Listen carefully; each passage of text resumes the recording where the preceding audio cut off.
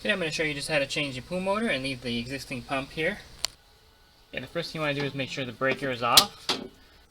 Okay, just to be safe, check the timer with the multimeter to make sure there's no power. That's a good idea to test your multimeter to make sure it's still working. Just tap them together and you should get some kind of reading. So to tell if your pool motor is a 230 volt or a 115 volt, if it's 230 volt it'll be on a double breaker like this one here. If it's a 115 volt it'll be on a single breaker like this one here.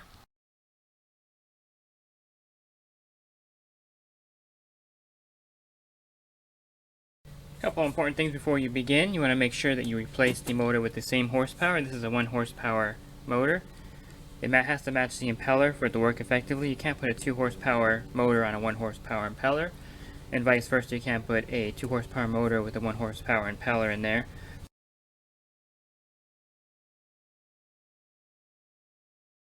So to find out what horsepower the motor you're replacing has, look at the label here. You'll see the horsepower rating. You'll find the horsepower on the label itself on the motor. You see this one here is HP1, 1 horsepower motor. And if your motor label is illegible, on the impeller itself there's a model number. This is the PN390052, and that will tell you the horsepower of your motor. So the horsepower for the new motor you're going to put in has to match the old one you're taking out. Also the flange has to match. This is a threaded one for the Super 2 pump. Most of the flanges are going to be square flange, but this one here is actually a threaded one.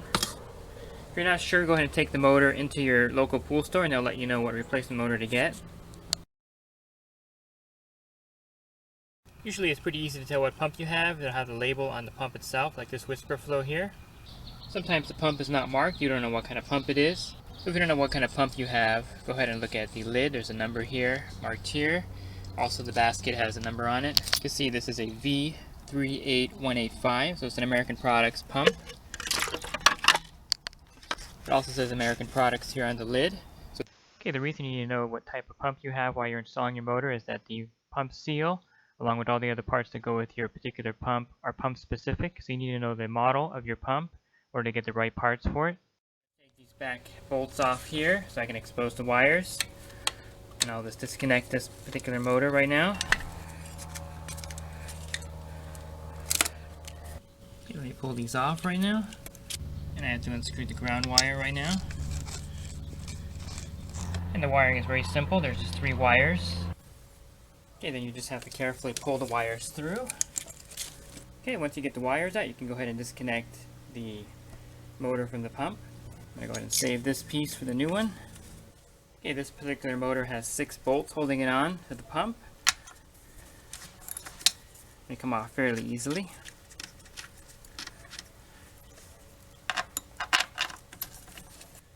I find it easier to take the 2 bottom ones out first, and we'll go ahead and get the top ones out.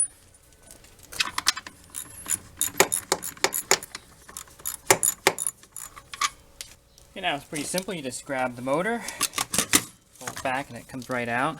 This one actually has a broken impeller. The impeller should have been on here when I pulled it out.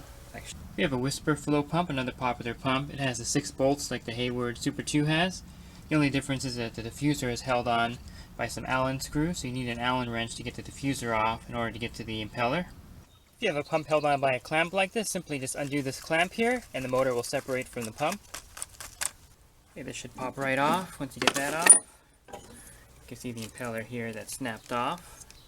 This should have actually been threaded on here and it should look like this when I pulled it off. Okay, so all that's left in here is the diffuser. You should be able to pull this right out also. There's also a diffuser ring that goes on here. I'm going to replace all these parts and I'll show you all the parts one by one. Even though you're just installing a new motor, you have to be familiar with the parts of the pump also. This is the pump housing. This is the diffuser. This is the diffuser gasket. This is the impeller wear ring, the impeller. You have the pump seal. Then you have the housing gasket that goes right here in the housing of the pump. Then you have the seal plate. And you have the motor mounting. There's 4 hex nuts that hold the motor onto the housing. These have to come out. Sometimes they're a little difficult. You'll see me taking this out in the next part of the video. And then the motor right here goes in here. Okay, we're also going to get this piece off the motor right now. Maybe a little stiff from the... Spray some silicone on those. Loosen them up. Go ahead and brace it between my legs and see if I can get it to move.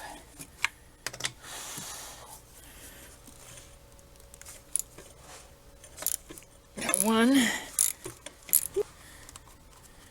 I like to try to reuse all the parts, so let me struggle through this and get this one off. Turn it around, and I'll get the other two. And now it should easily just pop right off.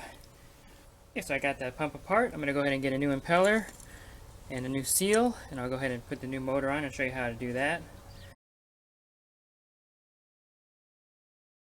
I like using these Century motors. They're reliable, they're affordable, and they have a switch in the back to switch between 115 and 230 volts. Let me open up the back here to show you the wiring. And once you get those screws on, it should slide right off, no problem. Here's the wiring for the 230 volt. You have your green ground wire that goes on this green screw here. You have either a red or black load wire and another red load wire here. You want to put them on separate loads. This is L1 and this is L2, so you can clip it on here and clip the other wire over here and leave this switch at 230 volts. 15 volt wiring has three wires also. You have your green ground, you have your black load wire you can put here on load 1. You have a white neutral wire you can put here on load 2. And you can switch this to 115 volts.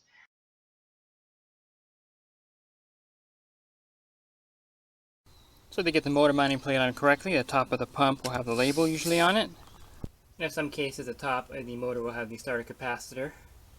And make sure you put it on in the right direction. Should have this flat end on the back, and then the end with the kind of pattern should be on top here like this. That way the seal plate will fit right on it like this. So let me get those 4 screws in here. I'm going to go ahead and screw these on. Okay, so I have those bolts on tight, so the motor plate is done. And let's say you have the old impeller here. You take off this part of the seal. You're going to leave this ring on sometimes. You have to get a pair of channel locks to pull that off, otherwise the new seal won't fit on there. Just grab a pair of channel locks and just pull that one right off. And here's the seal plate. It has part of the old seal in here, so I'm going to pull this part out. So I'm going to get this end out of here. Should pop out with a screwdriver, no problem. You can also add a little bit of lubricant to the seal plate for the seal. That way it doesn't squeak and it goes in there nicely. I like using the Magic Loop silicone lubricant. I like putting it right here at the bottom, around the edges. That way it doesn't touch any of the ceramic when I put it in there. That'll keep it from squealing and make it easier to put in. You want to take the seal, the ceramic part facing up. You want to place it right there. You don't want to touch it with your hand. I just like using the box that it came in. You push down on it. That should fit in there nicely. And just take a cloth and wipe it, make sure there's no dust on it. I'll just use my shirt here. We're going to take the other end of it. We're going to put it on the impeller. Careful, don't touch this black ceramic part. You're going to stick it on to the impeller like this. Once it's on, you're going to give it a twist, and you should be able to get it to go down there. If you can't get it to go down, gently push down with the cardboard. And then again, you should be able to twist it on here.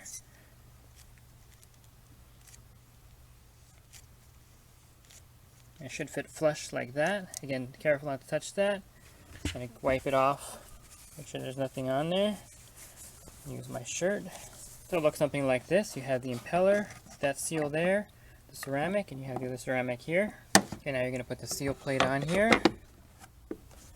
Sure. You're going to take the impeller, you're going to carefully thread it clockwise. And when you get to the end of it, the shaft is going to spin, so you're going to have to open up the back. To prevent the shaft from spinning, you can either put a wrench, depending on how the back is designed.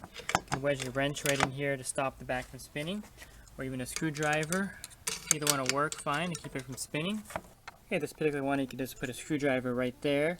That'll hold the back of the shaft from spinning.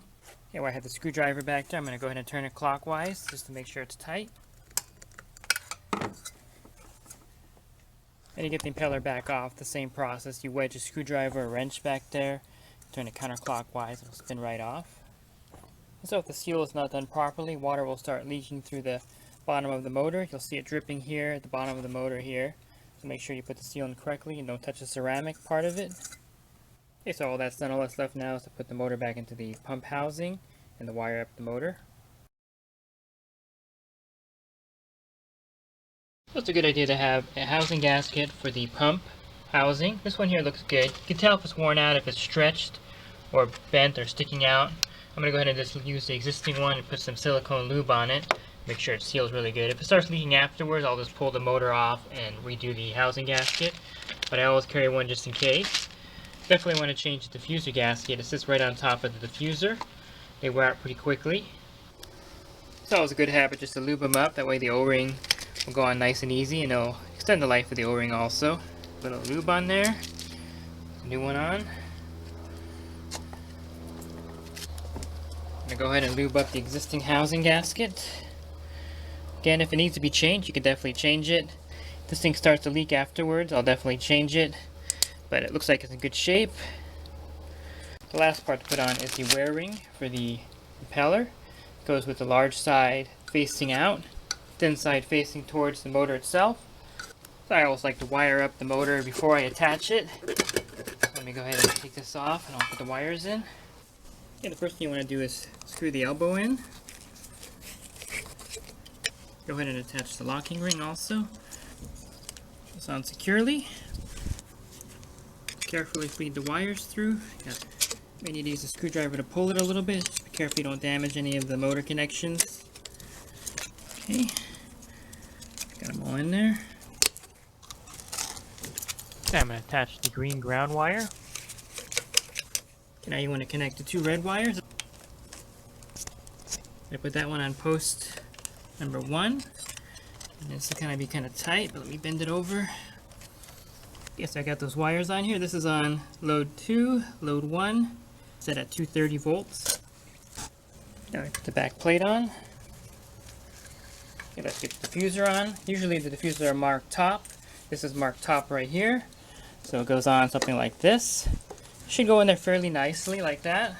Should slide in there nicely.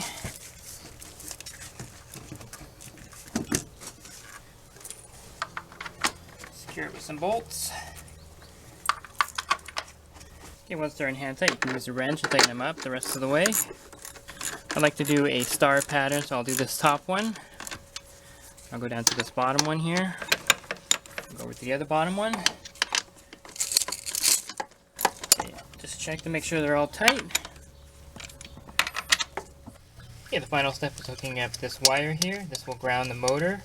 Usually it's connected to the heater to ground it out. So it's important to have this connected to prevent any kind of shock in case there's a short somewhere in the system. Okay, last step is open up the pump. Go ahead and fill this up with water. Let's get a bucket of water. It should be sufficient to get it started. You don't need to run the hose in there or anything like that. Put the lid on. Let me fire this thing up. Okay, I'm going to turn the breaker on. I'm going to test it. It's firing up nicely. The water's going up to the top. That's a look at the complete motor install from start to finish.